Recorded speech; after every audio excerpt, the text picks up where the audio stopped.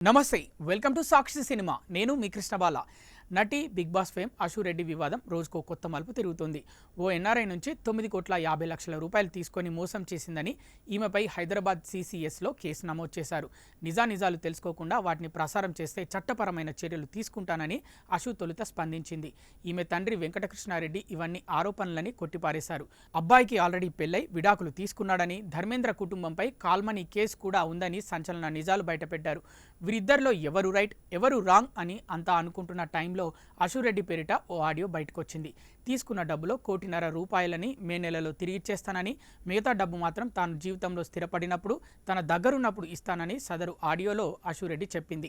ఈ ప్రతిపాదనకు ఒప్పుకోకపోతే వేణుస్వామి, ప్రవీణ అక్క సమక్షంలో కూర్చొని మాట్లాడుకుందామని, ఇది కాదంటే తిరిగి కేసు పెడతానని అశు అన్నట్లు అందులో వినిపించింది.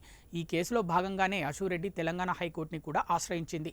తనపై నమోదైన FIRని కొట్టివేయాలని, ఎలాంటి ఆధారాలు లేకుండానే తనపై తప్పుడు ప్రచారం చేస్తున్నారని తన పిటిషన్లో పేర్కొంది. దీనిపై విచారణ సోమవారానికి వాయిదా పడింది.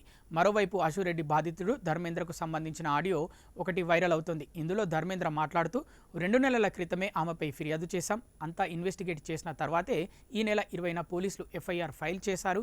గత ఏడాది కాలంగా డబ్బులు తిరిగివ్వడం గురించి చర్చలు నడుస్తున్నాయి. మీడియేటర్స్ ఈ మేటర్ సెటిల్మెంట్ చేద్దామనుకున్నారు, కానీ ఈ అమ్మాయి అస్సలు వినట్లేదు. దీంతో వాళ్ళు డ్రాప్ అయిపోయారు. మేము డబ్బులు అడగలేదు, గోల్డ్ కావాలని అడిగాం. నా ఇల్లు నాకు ఇచ్చేయమని అడిగాను. చాలా మీటింగ్స్, చాలా డిస్కషన్స్ తర్వాతే కేసు పెట్టాల్సి వచ్చింది. నాకు వేరే ఆప్షన్ కనిపించలేదు. మొదటి నుంచి ఆమెపై కేసు పెట్టాలనే ఉద్దేశం నాకు లేదు, కానీ నాపై ఫేక్ కేసులు పెట్టి బెదిరిస్తోంది. పరిస్థితి ఇక్కడితో ఆగదని భావించి మా నాన్న కేసు పెట్టాల్సి వచ్చిందని చెప్పుకొచ్చాడు.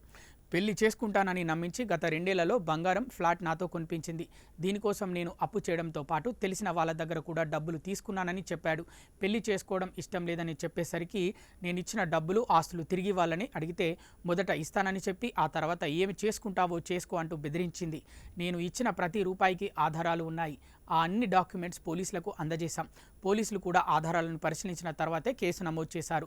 చట్టపరంగా ఆమెపై పోరాటం కొనసాగిస్తాను. నాకు పెళ్లై విడాకులు తీసుకున్న సంగతి అశు రెడ్డికి ముందే తెలుసు. అయినా సరే ఆమె తండ్రి వింత స్టేట్మెంట్స్ ఇస్తున్నారని అన్నారు. డబ్బులిచ్చిన మాట వాస్తవమే అని అంటున్నారు. నేనేదో విడాకుల విషయం దాచి పెళ్లి ప్రపోజల్ తెచ్చినట్లు నా గురించి మాట్లాడుతున్నారు. నా దగ్గర వాట్సాప్ రికార్డులన్నీ ఉన్నాయని ధర్మేంద్ర తన వెర్షన్ చెప్పుకొచ్చారు. సాక్షి టీవీ ప్రసారాలను నిలిపివేయడం చట్టరీత్యా నేరం. సాక్షి టీవీ ప్రసారాల కోసం మీ స్థానిక కేబుల్ ఆపరేటర్ని వెంటనే సంప్రదించండి. DTHలో, ఇంటర్నెట్లో కూడా సాక్షి టీవీ ప్రసారాలను వీక్షించవచ్చు.